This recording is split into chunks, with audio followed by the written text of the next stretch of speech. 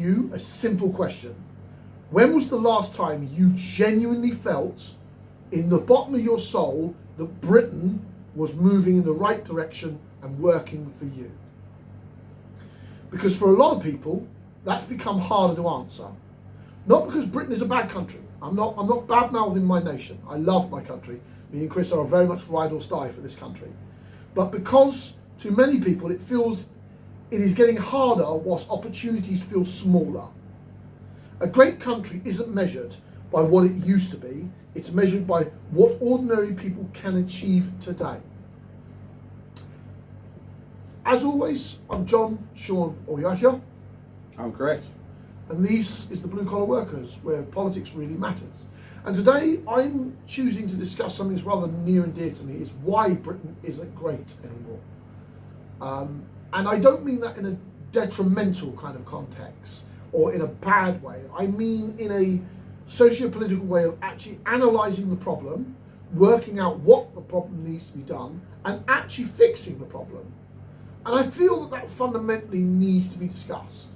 Because we in politics are always catching the most recent headline and not looking over our shoulder. And I think from time to time you need to look over your shoulder. Now, before people start shouting in the comments, we're not saying Britain is finished. Far from it. We're a G7 country. We still have world-class universities, innovations, culture, business and communities. But we're also seeing growing frustrations, stagnating wages, expensive housing, pressure on public services, rising costs. And these are, tonight, the two biggest questions. Why does Britain feel stuck? And what can actually be done to change it? I mean, what is your opinion of this, Chris? You think that this can be fixed? It's going to take time to fix. If anything, I reckon it's going to take generations to fix. I don't think so. You just need I think you need radical politics. Politics that's willing to shake the system itself. Does any party at the moment scream radical politics to you, apart from nitwit Farage? He claims he is. I don't think he is. I don't think he's going to fix a fucking thing. He's a neoliberal con. His politics are entirely based around neoliberalism. Whether you're going far right or going far left, Nigel Farage is just a speaking point for the neoliberal world. This is why he has a crypto billionaire in his corner. You have to look at the mates that Nigel Farage has. He has a lot of crypto, a lot of multi-billionaires. He wants to privatise the NHS. That will make things worse for Britain. When you look at the fundamentals of radical politics, I like Zelensky as a human being. I don't like his politics. I'm not a supporter of the Green Party. I want to be very, very clear about that, nor Chris. I think we're far too centralistic to be supporting someone like Zelensky. Lovely bloke, that's what me and Chris have both concluded. Wants a lot of good for the country, we both think that. We don't think the way he's going to do it is a good way for the country. You know, he's appealing to a younger generation to get his MPs elected. I don't think reality is caught up with him. He's an ex-actor, so you know, I think he has the artistic flair for the job. He's got the charisma for the job, but lacks the common sense. Whether he's got the right brain thought to go with it, yeah. entirely. I think the first thing we need to talk about, though, is perception.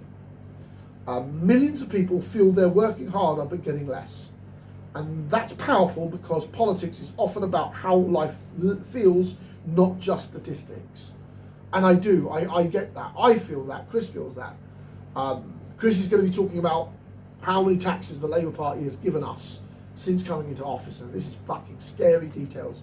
Please stay tuned for that all the way to the back. Literally, when I read it, I was shocked. Yeah. It's only, I'll tell you the reason why I looked into it when I get around to it. So, when each generation expects less than the one before it, people stop believing progress is real. Think about it. Housing alone, or wages, or energy bills, they are all monstrously difficult for the general British population. Well, I see the average 3-bed house now ranges, depending on the area, going from 250,000 to almost 1 million. I was reading something just recently about housing. Have you seen capsule pod housing? The super aluminiums made in China. They last 35 years. You buy land and you install a capsule pod. 20 fucking grand. Bedroom house. Land. Yeah, but think of the time frame there. You said 30 years. Then you just need to respray them. That was the important fact. I read into that myself. Then you need to just respray the aluminium rust resistance, and you get another 35 years. How much is a respray? 5-6 grand, I think it was. More affordable. Oh, for the lower class, there's four. Yeah. And we're talking 3 or 4 bedroom houses.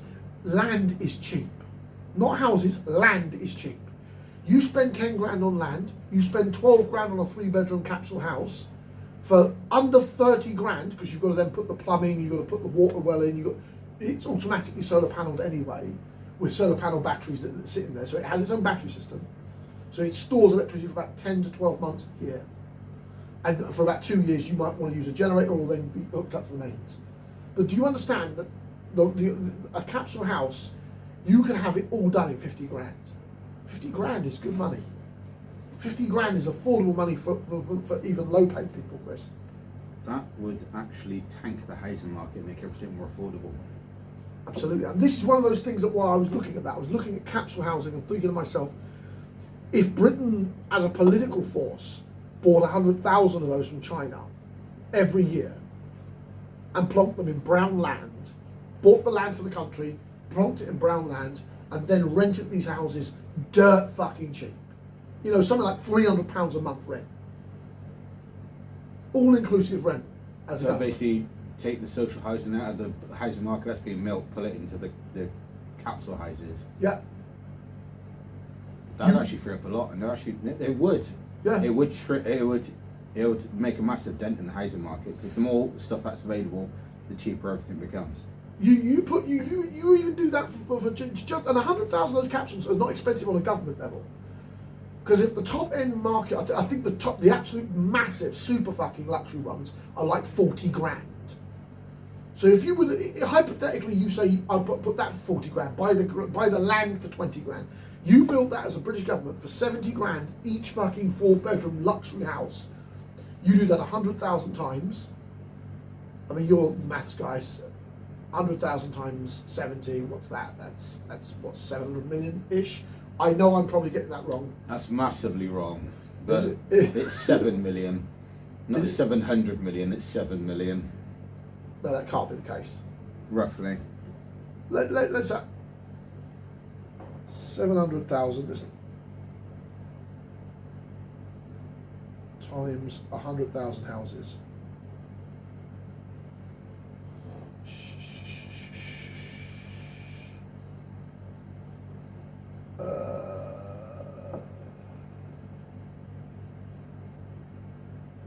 Oh, Christian, no, sorry. No, that can't be right. Really? 7 billion? How about fucking say? I might have been wrong, but you were way off. You lost a fucking number, sunshine. Yeah, I lost a zero. So 7 billion, yeah, Chris, and you've housed in luxury capsules 100,000 Britons. So you spend 14, 21, 27 billion pounds a year over a 4-year period, and you've housed 500,000 Britons in record-breaking time, in cheap housing. 500,000 Britons for 21 billies. Fucking bargain. They're talking about hundreds of billions to build concrete houses. Hundreds. Me and Chris give you 20, and we're probably getting the maths wrong. We're kind of like, you've got planning permission, other such things that go into the calculation. But if the standard housing project for what Labour is using right now, for like 100 to 200,000 houses, is costing something close to about 300 billion at the moment. Me and Chris have just given you 400,000 luxury homes made in China that you need to respray every 35 years for 5 to 6 grand, and I'm telling you, a working family can afford that. £600 a month away for the 35 years that you got, and there's the respray cost at the end of it. Yeah. And a bit extra. And your household bills would all skyrocket down. Yeah, electricity subsidised by the solar panelling, water subsidised by the well that you've dug out beside your land. Ah, there's the issue. The well. Wells licenses are really cheap. They might be really cheap, but then it all comes down to planning permission. I can guarantee you there'll be obstacles on that. If you're the government making the arrangements, you just bulldoze them. You run the councils over. You have to. You tell them, I'm doing this for the housing, you don't give a planning permission, I replace your fucking council, I take the council's legal authority. That's how you be an ogre about it. Because you need to solve the housing problem. It's one of the biggest bugbears in Britain. And that's why I think this capsule housing idea is a brilliant idea. Because it's dirt fucking cheap. How long have they had those for? It's only been out since 2016, so it's quite new tech. So about a decade. Yeah, but So it's China. No one buys from China. They're advanced. I say no. It's been about a decade. So any issues with it would have cropped up by now. Oh yeah, no, they have. That's why they say every 35 years we spray. So as I call it, they've installed it. They've ran through, as called the teething era. The technology is about when we left Europe. Yeah. When these capsule things came out. It's been around about 10 years. They would have worked out most of the kinks by now. I mean, to get back on the decline, but I don't think Britain is in a decline everywhere. There are sectors doing incredibly well. I think Britain's in declining growth. Yeah. I think that's the reason why most people are finding it hard to go forward. Yeah. Regardless how much you fight,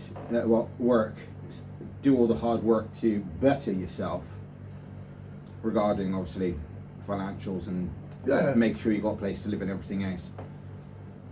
It's almost as if there's a resistance from the government not allowing you to do that. Britain isn't failing equality either. That creates a two-speed country. I say we're about on par, aren't we? Some places are thriving whilst others feel left behind. When people talk about Britain being great, what are they really talking about? Opportunities, interests. The belief that if you work hard, you could build a better life. Progression. Yeah, of course. A country becomes great when effort and renewal are connected. That's a very important fact. And what we've got is, and we've got plenty of governmental effort. We're not denying that Labour government have done a fuckload to try and fix the country. But the renewal part isn't connecting at the moment. And that's a fucking massive problem. Especially where the UK has to connect from the politics that was being discussed by both me and Chris, and where the British people feel the renewal of purpose. As I call, succeed and repeat. Yeah. Succeed and repeat. And that's why the idea of capsule housing really kind of clicked with me. When I looked at those prices, I was like, damn, you explain that on a government level, you're fucking laughing. How much is the really luxury ones? 40 grand. 40 grand. 40 grand. 40 grand. And we are talking, you feel like you're in a Dubai hotel. I would buy one of those 40 grand ones, and then if they say, for example, I haven't looked at the details, you need, I don't know, 300 square foot to have a garden with it. I would double that and have 600 square foot. So I've got a huge ass garden. The land cost around UK, which, see, the way I would aim it would be at brown land. I'd aim it literally at brown land, which is really cheap. It's old industrial land. It's not used, and very few people build it. Easy to convert. Easy to convert. You put most of them do have concrete foundings already. Yeah. You then slap the pod on top. You've almost all of these old factory places and all these old brown lands have parking, so you park your fucking vehicle. That's why caravan sites are building on these sites themselves. But if we were to convert some of them into these pod housing units, we'd have a laugh, absolute laugh. And the cost and infrastructure is a lot less than an average house. And more importantly, Chris, they're air-conned. Ooh. They're fucking air-conned. Ooh. Even the cheap ones are air-conned. Oh, so no need for gas central heating, you've got air-con. You know what I'm saying? Air-conditioned. All runs off the solar panel, which genuinely operates with the batteries, they've got about 10 months of the year. You'd need a generator or attached to the grid for the rest of it. If you want to be truly off the grid, you have to have a generator, which I would suggest using red diesel for that. Red diesel is starting to get complicated to get. That is true. That is very true. It's also the cheapest. Or have a biodiesel converter and grow some bio crops in the fucking back garden. Could do that. But then biodiesel isn't exactly cheap either as a political. See, I would attach it to the grid because the fact if your house is producing, you could then turn around and they don't sell it anymore. You don't make money by trying to convert your house into a power grid, Chris. No, they stopped that. And it's like stuff no, like they haven't stopped it. money. It's not affordable. Do you know what I'm saying? The government scheme does not reward the customer, me and you. So basically, the corporation is saying, "Oh, you could do that, but you're still paying a fucking bill." Yeah. Whereas if you are using your solar grid and you're only topping up your electricity every couple of months or couple of weeks when there's not much sunlight, your actual electrical bills drop dramatically. I mean, so the main use goes off the battery, and then if it runs a bit low, you could flick straight to the grid. No, it auto flicks for you. Flicks. So your overall electrical bills will be a lot less. You just do. Connect to the grid, because if you've got an issue with, I don't know, for whatever reason they not working correctly or whatnot, or there's poor weather. Britain has a lot of fucking shitty weather. Even with these modern solar panels, it's not perfect. Is that the reason why they're not doing the grant scheme anymore? It's in fact due to our weather. I think that has a part to it. Yeah. The wind farming and offside or tidal is generating more energy than solar paneling. I'm just waiting until they get to the fact that the mini nuclear reactors where they become really mini, where it's just stuck in your back garden. That's honestly, Chris. Britain doesn't have enough uranium to do that. Yeah, but we don't have a large enough stockpile of uranium to do that. Yeah, but that's where we make a deal with Russia. Me and you have been saying, make a deal with Russia for fucking ever. Start with the oil, get them back into the EU market, and then turn around and develop the little mini nuclear reactors which just sit in your attic in your frigging house, and then you just turn around and just make a deal with Russia for the uranium. Bang! Everyone's running off little mini nuclear reactors. It also does mean the fact that there's probably radiation, frigging protection, and everything else to go with it. But there you go. I mean, it's maybe the problem that Britain hasn't changed, but maybe the promise has changed. That the biggest threat to the country isn't poverty, it's people losing faith that tomorrow can be better. Are you really surprised with what I'm about to talk about? Yeah. I mean, I would say that the three biggest problems holding Britain back today, which we can actually fix, is the housing, as me and you have clearly stated. Yeah. It's the drive for the economy, and the pound is a horribly strong currency.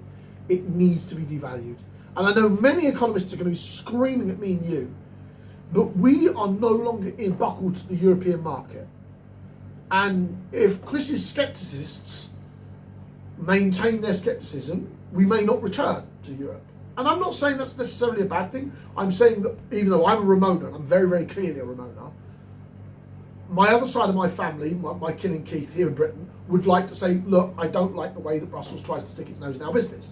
And that's a legitimate argument. Okay, we can have these conversations. If that's the case... That's something we could turn around and arrange and get back into the EU with. Yeah. Which, to be quite honest, isn't that hard to do. Unless you're Keir Starmer. Keir Starmer is apparently supposedly supposed to be really good at foreign deals. This just flopped on the Brexit one. I'm like, how on earth can you flop on that? What the fuck did you say you ain't going to fucking do? Or did you make too many promises which are unachievable? I mean, as me and Chris have already touched on it, one of the critical problems I would say in Britain is housing, without any shadow of a doubt. And this is why I think capsule housing is a solution. I mean, it doesn't matter if you're 25 or 65, housing affects everything. It really does. And it's one of those things that we really should. That also plays into when you retire, because obviously you've gone for what's called the secure concrete brick house, what's raised in the family. Yeah. But now you're like, well, the family's obviously gone and got their own. You want to convert down to something cheaper and more affordable. The capsule housing, because you got the aircon which controls the temperature within the house perfectly, so you don't melt in the summer, you don't freeze in the winter, and it's that cheap to buy. You could buy it, and then you actually have money left for the grandkids. You got money left for either yourself to bugger off on holiday because you spent 20-30 years raising the kids, or spend it on the grandkids, whichever you want to do. You see, one of the reasons I like the idea of capsule housing is it allows the really poor to step into secure housing, so we could use it as a social care. It allows the really rich to leave their expensive houses, give money for the grandkids, or keep money for themselves, and basically downgrade. Makes everything more affordable. It gives more mobility to the British people too. And obviously, if they actually do decide to invest in that, that's the lower end of the class that's sorted with more affordable housing. Then that gives the middle class, instead of trying to punch up, then turn around and step back a bit and just have sustainable, still have money. Same with the rich. It's just bringing everyone down the peg so it's more affordable for living. And more importantly, it's very, very easy to install. And it'll make the rest of the housing market cheaper. Oh yeah, absolutely. Because the demand value will plunge. And that will change the rent rolls everywhere, even in London. It's one of those things that when I looked at capsule housing, I thought to myself, this is one of those problems you can solve the country with. But it means making a deal with China. And this British government and all British governments seem to be adverse to the idea of... Did they turn around and stick a frigging embassy in the middle of London with them? I just... The double-facedness when it comes towards China is unreal. When we could use the Chinese innovation to improve British society on a global fucking scale, China would bend over backwards. Shit, they'd probably sell it to us cheap, just to make a good deal for the British people. You could turn up as Chancellor Christopher turns up, the chairman says to you, I'll sell them to you at 25% because I want the British people to see China helping them. Chris would be like, deal, done. I would have made the deal with friggin' Russia with the oil, secured the trade route from China through Russia, through Europe to Britain. Then I'd turn around and go to China and make the capsule built the homes deal. This is year one. Chancellor Christopher, year one. Right, there's your houses, John. What do you mean? I said 400,000 in 4 years. No, I got them cheap. It's 400,000 a year. There's no homelessness anymore. What do you mean no more homelessness? It's started. I am decreasing the green belt though, but I don't care. But then that's the thing. Britain only needs to increase its land usage by 2 or 3%. And I was greedy. Back when me and Chris started having conversations about how much land Britain used, Chris said, no, John, 25% is too much. Because we were only using about 18. And I thought, no, 25 was right. Well, the more research I've done into it, 2 to 3% increase would drop the housing prices by a third. You were right in that regard. Yeah. Just 2 to 3%, just dedicated on housing, would drop the housing market across the whole country by a third. I would take up 5% of extra of it. Just to make sure that there's housing for everybody. Because, as me and Chris have said many times to you on the podcast, Britain was built on 55 million people maximum capacity in the 1950s. We are now in 2026. We are blown past 70-something million. We are 15 million people more as a nation, as lawful nation, than anything else. Even if you take the Daily Mirror, the failed Sun, and every other mad dog fucking ideology and say there are 8 million illegal migrants. There aren't. There isn't. There aren't 8 million of them.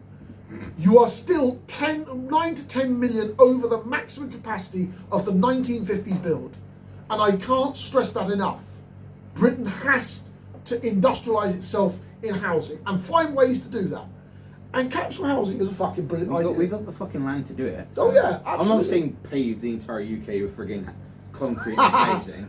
No. Concrete the whole island! No. Just, we've already done it in spots. Just add a couple frigging more. It's not as if we ain't got the frigging motorway structure or the roads to do it. Oh no, we absolutely have. It's literally, I could guarantee you if you used to go down south on the M5, there is literally probably couple of 100,000 miles of frigging countryside that has no effect on anything. Couple 100,000 miles. Now you're being facetious. Yeah. There's not a couple of 100,000 miles in the UK, you can't. Well, about 10,000 miles easily that you could turn around and that's better. stick a city in.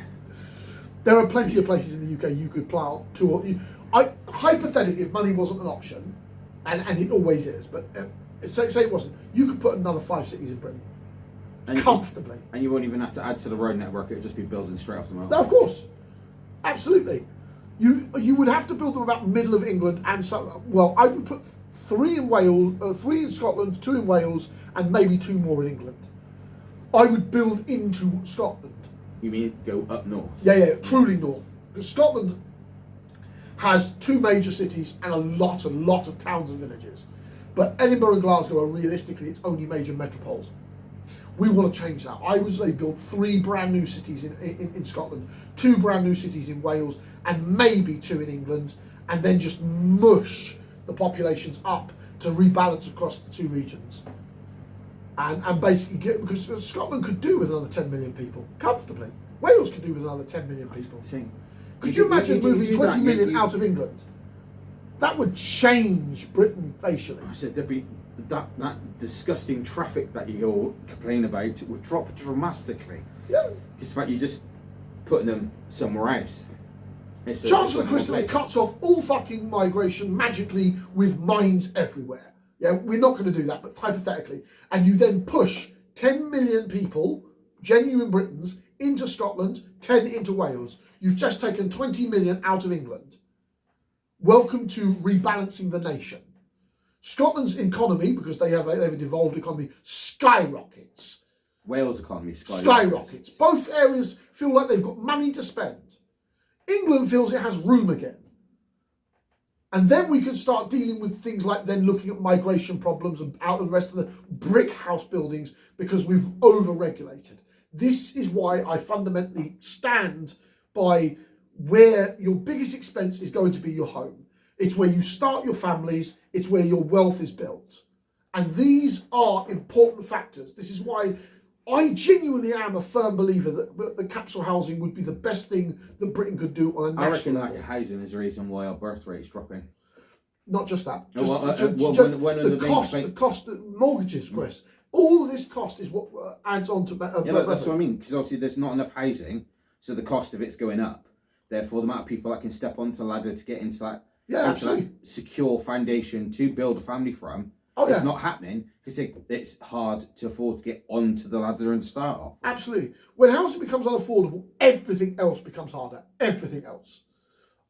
Young people are spending more on their income on rent.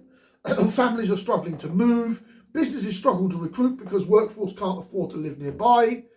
A country cannot thrive if ordinary workers can't afford ordinary houses. The cost of living is going above, is starting to accelerate with like the minimum living wage going up with it. Yeah. Because they're like, oh yes, we want to make profits, but we don't want to pay the labour workforce to do so. That is literally it. Oh, hang on, that sounds like a corporation trying to save money. When don't they? So what do we need to do? Well, that's build more houses, and that sounds obvious, but it's not because of how difficult it is actually to build large-scale housing. Regulations are fucking horrible in the UK, and I hate echoing Reform and Nigel Farage, but he is right in some regard because a stuck record can be right twice. We do have too much regulation here in the UK. We have a monstrous level of regulation when it comes to housing. How much regulation do we have in freaking housing? I thought it'd be simple. No, Chris, it's horrible. It's horrible. It's if you wanted to build a house, if you had the means and the finances to build your own house and the crew to do it, you could wait anywhere between 5 to 11 months just on planning permission. Fuck's sake. And that's if you had everything in order. That's crazy. And I'm talking about and that's the friendly areas in Britain that are friendly to housing. Mm-hmm. We're not talking about the unfriendly, like Essex, London. You could be years waiting for planning permission in those areas. I did a kind of a test on Google AI. How long does planning permission on average take the local Gloucestershire? 16 months on average for a 4-bedroom house.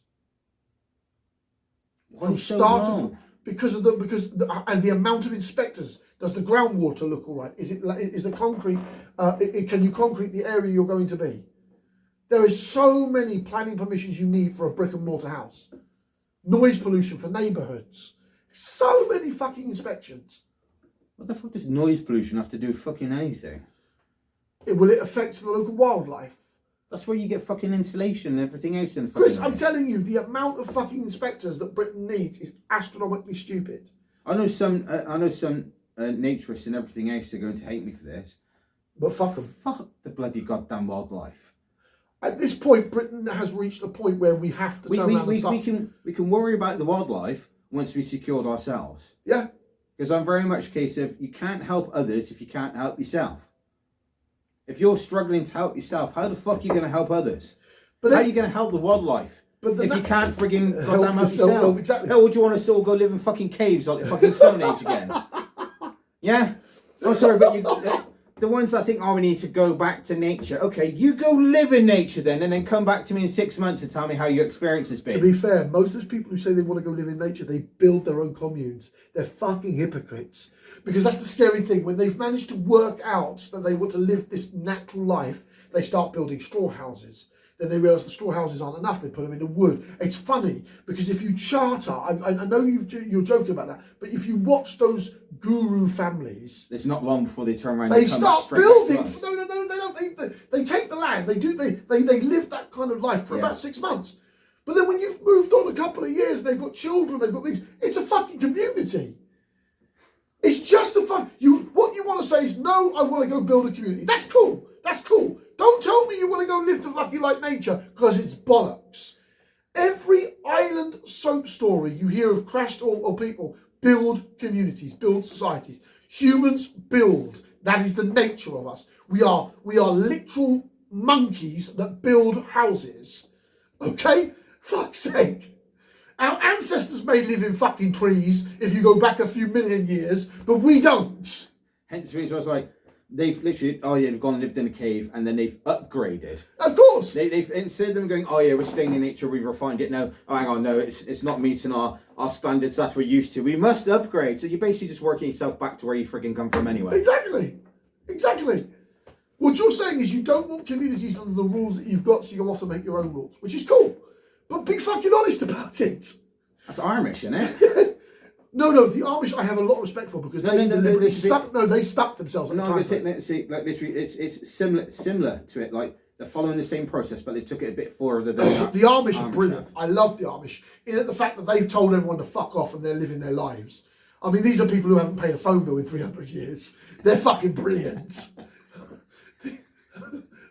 I mean, I have nothing but mad respect for the Amish. Yeah, because they've turned around and gone, right, so we've gone back to this. They've upgraded to the point where, right, we can sustain ourselves on this. We don't need to push any further. Exactly. Yeah. So they've took it, as I call it, they're sticking to their things, but they've upgraded it to a point where they know that they can hand-wise sustain it. As I call it, they're sticking the middle finger up to everything else, but maintaining themselves. Absolutely. Yeah. When most other people will turn around and start off on that and then upgrade to almost the point where they're back to where they originally started. Oh yeah, absolutely. Yeah. But that's why I don't buy these gurus who say they want to live with nature once again. And hence the reason they follow the same, they start off the same point as the Amish, but then they go past it. Of course. Yeah. The Amish are smart. They live in a perpetual society where hard work pays off for their communities, which I think is amazing. But every community says they support house building until it's proposed nearby them. But eventually we have to decide whether protecting views matters more than helping the next generation. That's where obviously we got the land available elsewhere. Yeah. If you don't want to expand on the current city you got. No. This is where Parliament needs to start getting fucking evil. Yeah. Instead of expanding on the city you got, go build a new city. Yeah. Or a new town. How? It doesn't have to be a huge ass city. It could be like a town, like Gloucester. Well, Gloucester is technically a city. It's on the road. It's basically a city now, isn't it? Yeah. But you know, always, Chris. Cities in Britain have cathedrals. That's it. That's what makes a city, not the population number. Build it up to the point where it's almost a city, but not a city. If you know what I mean. So you're still within. You're not allowed a new cathedral. Yeah. You're still within the town sector, but you're on the boundary of becoming a city. Yeah. Because I can promise you, Croydon has 3 times the population of Gloucester, and Croydon is still not a city, and they've tried multiple times. And every time they try, London goes, fuck off, you're literally next door to us. It's just a matter of replacement. Hence the reason I'm like, you can build it off the motorway, because there's several green spaces available off motorways. Actually, I think there's more green space than city is off the motorways, to be honest. True, very true. Yeah, so you've got plenty of room to grow. Yeah, I know people go, what about the forest and everything else? Be smart. Yeah, absolutely. Yeah, if you don't want to destroy the forest, fine, and take the grassland that's next to it. Absolutely. Yeah. Every generation should have a fair shot at home ownership. Not just memories of it, but an actual fair shot of owning their own homes. The amount of nature you'll displace taking grassland is far less than the stuff of destroying a forest. If anything, I'd say build more forests. Yeah. And just take the grassland. And then people are like, what about cattle? Designate the farmland to certain areas? Absolutely. Because I know for a fact Cornwall and Devon is mostly farmland / tourists. Devon. That's where old British go to be tourists.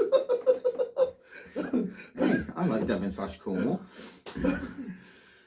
I also like the Lake District, so I've got 2 places to go. This is true. Productivity and wages. Now let's talk about the issues most people feel every payday. Wages. People often ask why their wages aren't rising faster. And the answer is productivity. If businesses produce more value, wages can rise. If productivity stagnates, wages stagnate. You cannot build a high wage economical or on low productivity. Why productivity stalls? Underinvestment, skill shortage, infrastructure bottlenecking, weak regional growth. And how much tax gets taxed. And how much fucking tax gets taxed. And the brainy people in the bubble of Westminster who get subsidised their own fucking beer costs have no idea how the rest of this UK lives. We've spent years talking about growth, but not enough time talking about how to create it. Lower the tax, give the people the money to spend, therefore they spend stuff which involves growth, which then in turn expand. Growth doesn't come from speeches, it comes from investment. Faster transport, better skills training, more apprenticeships, modern infrastructure. Modern infrastructure! And availability of more spare cash at the end of the day. Strong economies isn't built in Westminster, it's built in workshops, factories and businesses. Built in working class. Yeah. And the hardest problem to solve, politics itself. Most politicians thinking electric cycles, but countries need planning that lasts decades. And that is a critical problem we have here in the UK. We have an electoral planning system that lasts every 4 years. And I am a firm believer that Parliament should only be dismissed once every decade. And Parliament should be held utterly accountable if it fails to uphold parliamentarian roles. Parliament shouldn't be dismissed every 4 years. It should be dismissed every 10 years. So we can start having 10-year plans. So we force Parliament to start thinking longer to justify their reasons for being there.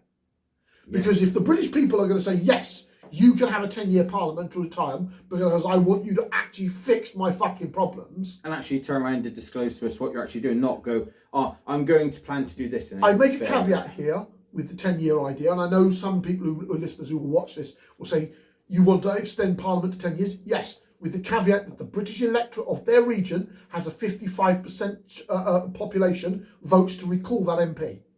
So the right of the populace to recall an MP on any grounds requires a 55% of the constituency to do so, is justifiable to give a Parliament a 10-year space. This way, the British public can say, you're not doing your job, we're recalling you. This creates a fairer society. The British public return more power. The British political have more time to start fixing these problems. The system gets fairer and better for everybody, and it makes it harder, much harder, to wangle things if you have a system that counterbalances the longer time for planning. Because most politicians argue, quite fairly, we've only got 4 years, I've got to do things in short-term positions. Okay, I'll give you 10 years, but I get the right to call you back if I don't see you doing what you're doing. And I catch you in any scandals, lickety-split, you're mine. You're gone. They would soon behave. Of course, absolutely they would. Every government arrives promising transformation and then spends half its time worrying about the next headline. What are you worrying about next? The next headline, because it's only 4 years, Britain. 4 years is, you spend the first or second year, as Sir Keir Starmer has, and I will defend him in that, you spend the first 18 months working out what your predecessor fucking did. And this is why I consider the Tories an absolute fucking disaster. The Tories had effectively a decade and a half, 14 years, to fix the UK. And they fucked it badly fucked it so badly that the worst parts of the Tories jumped ship and joined Reform, which I think is a blessing, really, because anybody with a long-term memory will remember that the people who fucked our country were in the previous Tory government. And if they have any brains whatsoever, they will recognise that Reform is the problem, because it took on board all of these deadweight people who fucked our country. But that's a democracy. It is, but it confusingly managed news cycles with governancy. Good politics wins the next election. Great politicians prepare for the next generation. And this is why me and Chris have always talked about how the system needs fixing. We're not just podcasters who moan about Labour and whinge about the Tories and condemn the Reform. We do give solutions. And one of the key solutions I've given today, and I want to emphasise this, is what would I say? The housing. What was that? What was the housing? Pod housing. The pod housings are a housing solution. They're luxury. The Dubai luxury ones are 40 grand.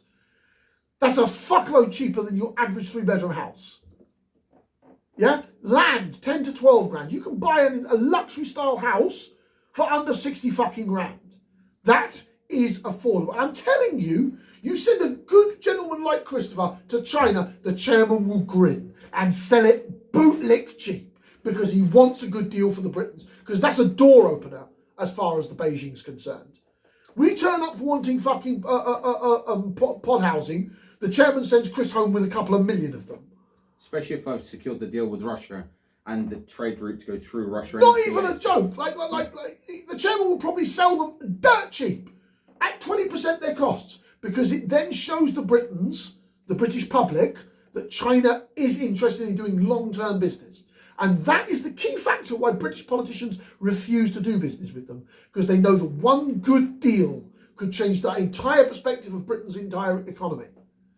Horrifically change it. And they know that. And that's a key factor why they don't want to do it. But I've come to the conclusions on why I think Britain isn't a great nation anymore. And I don't do that in a doom-singing way. I do that in a way of someone who loves his nation and wants to fix his nation. It's come to a point where we're hitting a brick wall and it's not going any further. So Yeah. we need to find a way to either scale it or break through it. Absolutely. Over to you, Chris. Over to your side. I mean, I hold the conclusions that the country that pulls ahead aren't always smarter. They're often just more patient. All right. Mine, I was literally a little headline that I saw the other day, which I'm not going to lie, I was thinking that's just a dumbass move. Why would you do that? But then also made me think, well, how many have they actually done? Literally, the headline is Keir Starmer is planning a new tax to hit holidays, and there's outrage. And just that word tax, I was thinking, how many taxes have actually been implemented since Labour took charge? Too many. Yeah. Far too fucking many.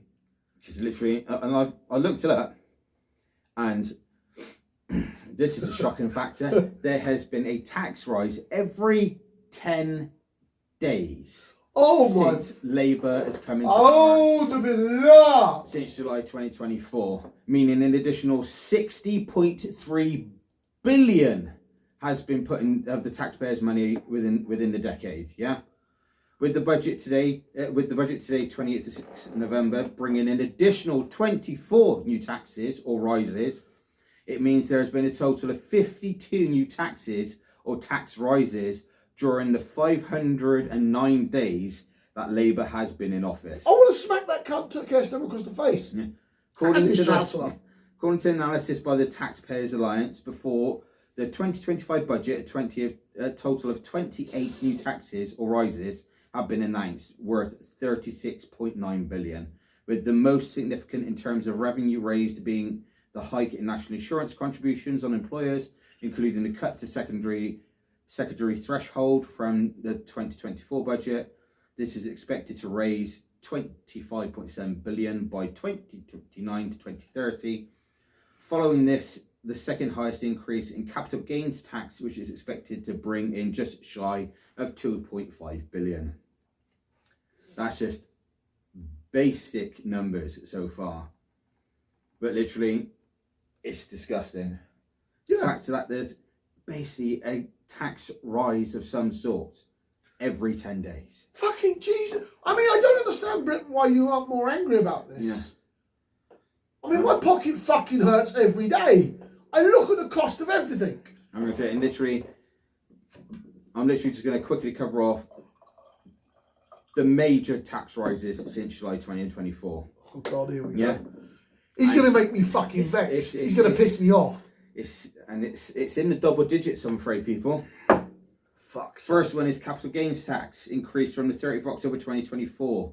Non-residential capital gains tax rates increased. Lower rate from 10% to 18%. Higher rate from 20 to 2024. That's capital gains tax. That's just basic. Stamp duty. This is one that affects everybody when they buy a lovely house. Additional property surcharge increased from 3% to 5%. Jesus Christ. 2% increase, yeah.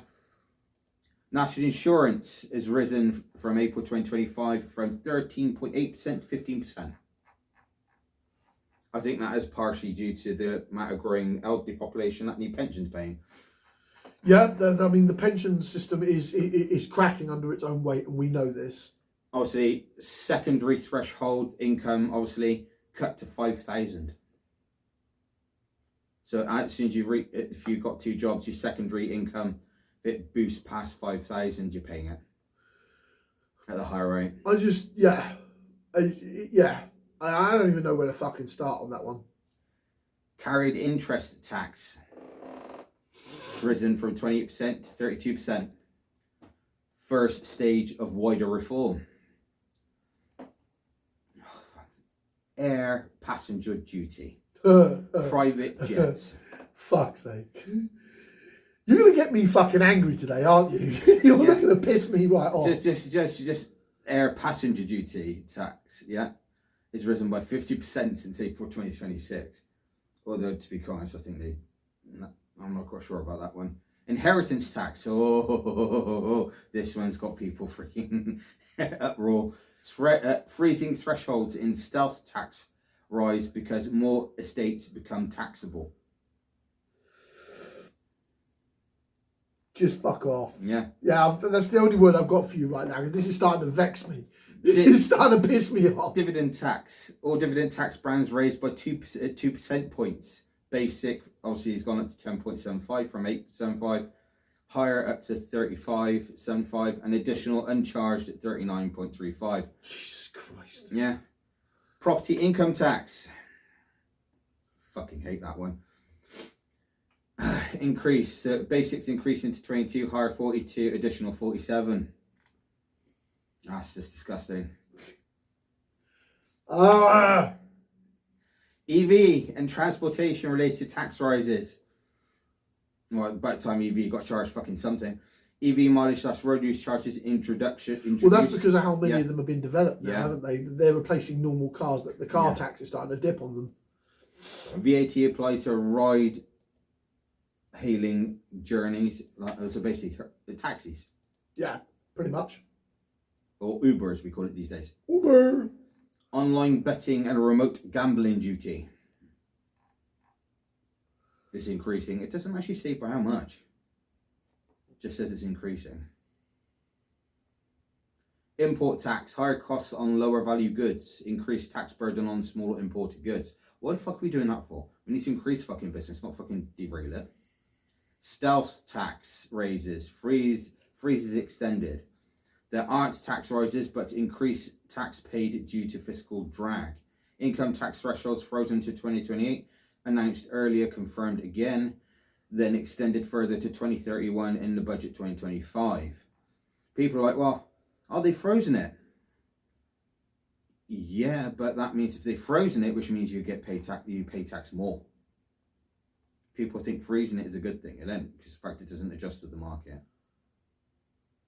It's just absolutely ridiculous. But it's just, everything's just rising across the board. And that was Jesus. 12 of the main points. That's just, I mean, the tax system right now, it's because everything has gotten more expensive, and nobody wants to fuck around with the housing bubble. Oh, don't crash the house. The housing market needs to crash. And I mean, people don't understand, if it crashes, all of our costs of living go down. So this is why I think capsule housing or pod housing or whatever it's the general idea behind it is. It's quite simple to understand. The lower the cost of to buy a house and sustain a house, which means we have more spare money, which means we can then turn around and spend that money on holidays, extra luxuries, families, the bigger, nicer car, everything else. Yeah, which means you're promoting growth because people have spare extra income, spare cash at the end of the day. Yeah. If people haven't got spare extra cash, you're literally just telling them to scrape bare bottom and deal with it. Britain's fertility this year is 1.39. Replacement is 2.1. That's not fucking hell. No, Chris. Replacement is 2.1. 2.1. We have been in. We've had less than 500,000 kids born this year. 586,000 children born, and no, we've never had that low since the 1970s. You want to create, literally everything comes down to the cost of living. And the average age, the biggest thing and the scary thing is the scary thing is the average life, or the average age of the mother having given birth is 29.6. Women are not having kids in their 20s. So they're delaying it later. Because of cost. Because of cost. There is no other explanation. Can't afford the house, you've got to save to get the house before we can then build the family. It's absolutely mad. You want the people to increase population or just sustain. Actually, no, sustain. Sustain, please, sustain it. It's now a case of we need to increase the birth population to sustain the current population. Yeah. But that can only happen if we build more, drop the cost of housing, increase the living wage, so it all balances out. And then everything's fine. Everything works out. People don't seem to think about when me and you were kids. It's bad. The cost of a house and how much and literally how much money you had to spare at the end of the day were basically on par with each other. I think one was slightly. I think the cost, obviously, the living wage was slightly lower than the house. Oh, but everything was more attainable. From our earlier conversation, I do apologise. No, the Dubai ones are actually 75 grand, and they have. But that's still cheaper. You can buy a luxury Dubai style four-bed house. No, Chris. No, the 40 grand is the 4-bedroom house. How much is the 70? How many bedrooms is 70? No. The 75 has a pool room, a games room, a library, 4 bedrooms, a living room, and a fully solar panelled water battery charged system.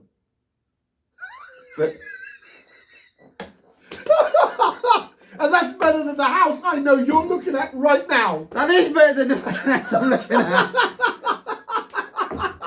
The Dubai one is all singing, all dancing for 70 grand. Now, if we look at it realistically, right? So obviously 70 grand to obviously buy, let's call that unit with everything that it has with it, yeah? Then obviously, let's go for the more expensive side of things, roughly 10 grand to get the piece of land to go with it, yeah? 10, 15 grand. No, Chris, roll it all up. 75 grand for the deluxe one, yeah? The land, another 10 grand, so we're looking at 85, yeah? But is that that's the land. Is that including like space for a garden and driveway? No, Chris, that's 10 grand land, mate. That's a lot of fucking land you don't understand. That's fantastic. There's a guy in the north of the country, in Norfolk, who bought 12 grand's worth of land, yeah? Yeah. He has 2 farms, a moat, a castle, and a cattle field. And he only paid 12 grand and a massive house. He built his house from his bare hands. He built it, but that was 12 grand of land. It's nothing. It's pocket change. You spend 10 grand, you've got that's the Dubai. You know, if you were to take the medium size, the 45 one, you've got a huge garden space for the kids and the pets to play in. You have your own stable at the back and everything. I'm saying, you then pay another 10 grand if you're a government. 75 for the deluxe units, yeah. 10 grand for the land, 10 grand for the hidden costs and planning permit. I would say 20 just to make sure there's no 20. Yeah. That's 130. and you're all living like Dubai princes. That's less than a 1-bedroom place to buy at the moment. Yeah, absolutely. And we have taken the maximum, and I'm telling you, China won't ask you for... If you turn up as the country's chancellor, Chancellor Christopher turns up as Britain's chancellor and says to China, Chancellor says, I'll sell it to you for 20 grand each unit.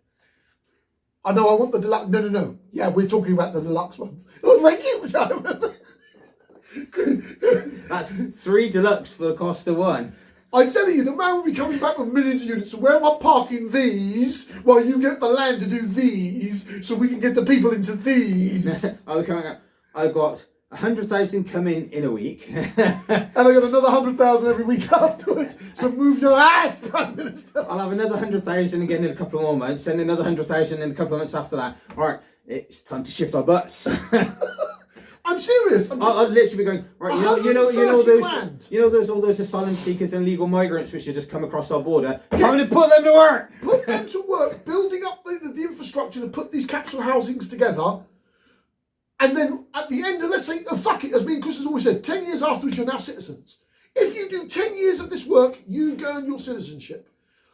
You have to be an extreme, and I don't know many lazy migrants. I really don't. And they're genuinely incredibly hardworking people. If they are genuine migrants, they will say to Christopher, deal, Mr. Chancellor, deal. 10 years and all I've got to do is build houses and I'm a permanent resident after. Thank you very much. You know what I'm saying? Means I don't have to go home to the shithole that I was in. Thank you. You know what I'm saying? I'm telling you, the legitimate people who are here, even the illegal migrants who are running from fear of problems, famines, wars, etc., you convert it all into labour. That's what you do. You be smart about it. You turn it into a housing building labour unit. They transport the capsule pods. You move all your poor and middle class and elderly who want to step down. So you have an elderly generation stepping down to get access to the wealth in their houses. You have the poor stepping into homes. You create massive financial and social mobility. And you could do it cheaper than the tax system that they're running right now. The current housing budget, I don't even know what the current housing budget is. They can even split it in half and still keep the brick and mortar ones being built and then do the other half on the pod housing. And you're literally doubling your numbers. Especially with the affordability of the pods. But I can guarantee you, if any sort of MP hears our podcast and says, oh, but that means making a deal with China, I don't give a shit. It's I'm saying, Chris, man, those politicians who say that they have a problem making a deal with China right now are fucking out of their mind.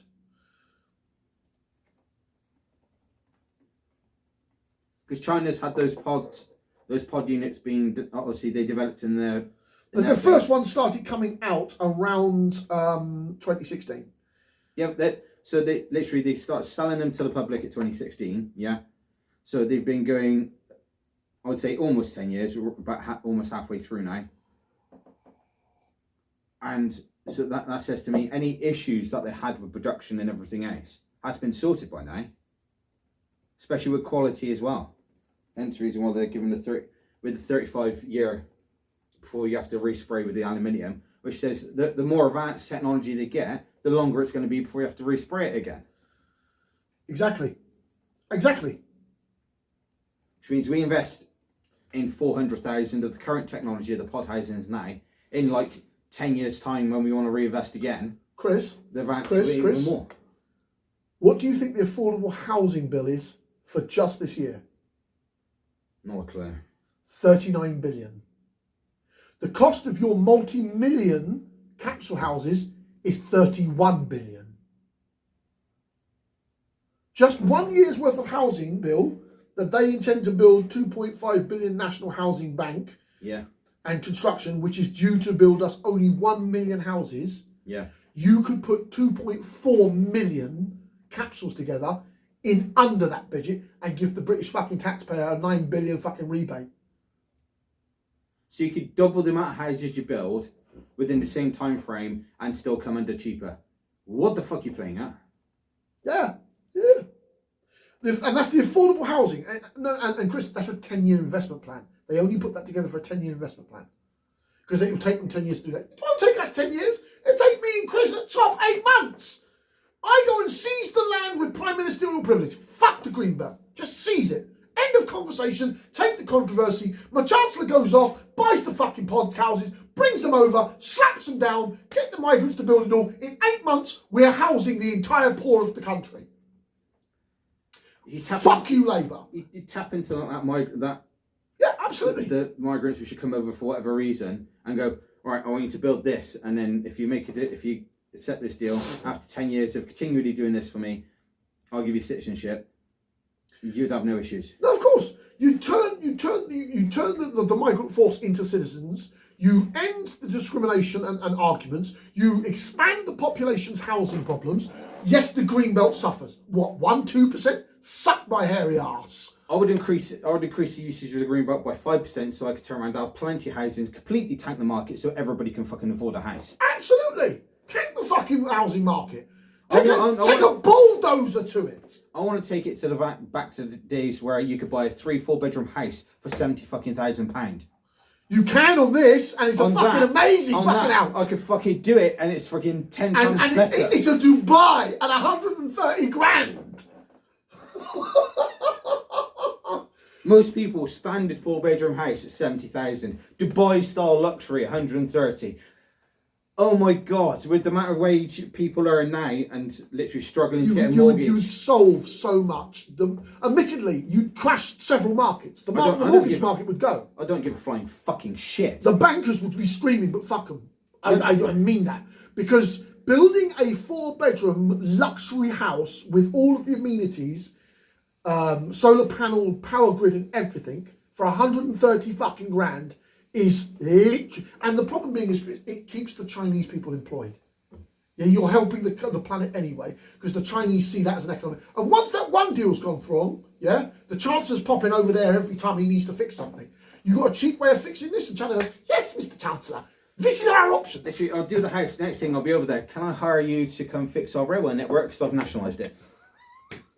No, you hire the Japanese. Even the Chinese would say that. You hire the Japanese, because them motherfuckers make it. The Japanese. It's the Japanese. Yeah, Japanese, yeah. It might be a bit expensive, but they get there. It'll be Birmingham to London, 30 minutes. The fuck did you say? 30 minutes. That's paper reading time. Japan goes, hang on, you made a deal with them. We want in. Right, can I hire you to come do our train network? Sure, Mr. Billy.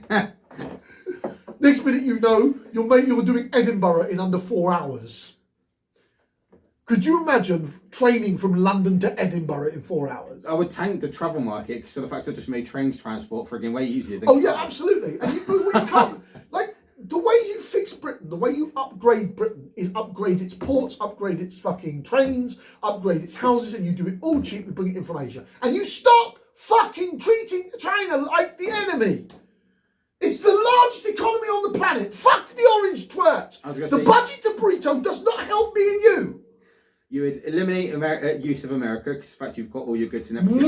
Yeah? Fuck them. You eliminate the Middle East stronghold because of the fact you've got oil and everything else from Russia and Sweden, us and Russia. And us. So that's literally... Create the European OPEC, basically. Literally, we negotiated a new EU deal, so we're back in the single market. Actually, just go back into European Union and tell Brussels to fuck off. Yeah, that's what you do. You just rejoin Europe and say every time Brussels does something that Britain Parliament doesn't like, you go, because the French do it all the time. We want this rule and post. How about you piss off? Because that's the problem. You just do what the French, our cousins, have done all the time. No. And Brussels then runs off because they've got no ability to force them. You're one of the 2 nuclear powers in Europe. You just say, fuck off. And that's the end of the conversation. Everyone's going, you're going towards the east instead of the west. Well, the west is fucking crumbling, so I don't care. No. America's on self-destruct. We need to acknowledge that. It's crumbling from the inside out. Donald Trump is going to be the last great American president because of what he's done. Because of the damage he's done, to the harm he's done towards Europeans and his own country. His own country. The West is finished. Bringing in Chinese capsule houses to deal with the housing fucking crisis in the UK is good economical sense for Britain and her people. think about this. We do that with China. We've then proved that we can turn around and double our housing needs that we need by 2 million within 10 years. Us, under 5. Under 2? No, I say under 5, half it, and then when we achieve it below 5, we get even more bonus points. Yeah. I'd want to solve most of these problems in one parliament, one 4-year parliament. Then if you say under 5 and then do it within your parliament, you then turn around and more likely to be rehired for the next parliament. Oh, fucking Jesus. Yeah. Could you imagine us fixing the fucking housing in one parliament? Yeah. We would never leave office unless we wanted to. Do you know what I'm saying? I probably wouldn't want to do more than 2 terms if I ever made it as Prime Minister. I'll probably do a decade and about our time to pass the buck. Yeah, you know, like 2 terms, then out the door. Bye-bye, gone. And literally on the second term, I'll be training my replacement. Exactly. To lateralistically fix the fucking problems in the country. No, because within that 2-year thing, I'll be doing it so it's stabilised by the time I leave after 2 years. So all they got to do is maintain it. They fuck it up. I'm coming out of retirement and bitch slapping them all. Winston Churchill. Moron, you're fired. With our walking sticks, because we're old at that point.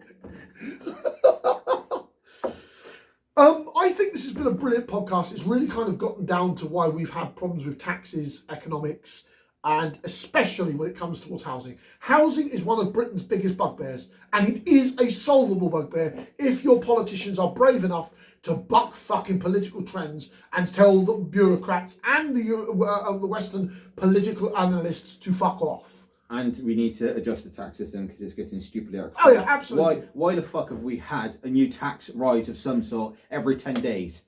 This is why you must streamline the tax system. Me and Chris have said it many times. From the 110,000 plus now, 110,000 plus taxes, down to 4 or 5.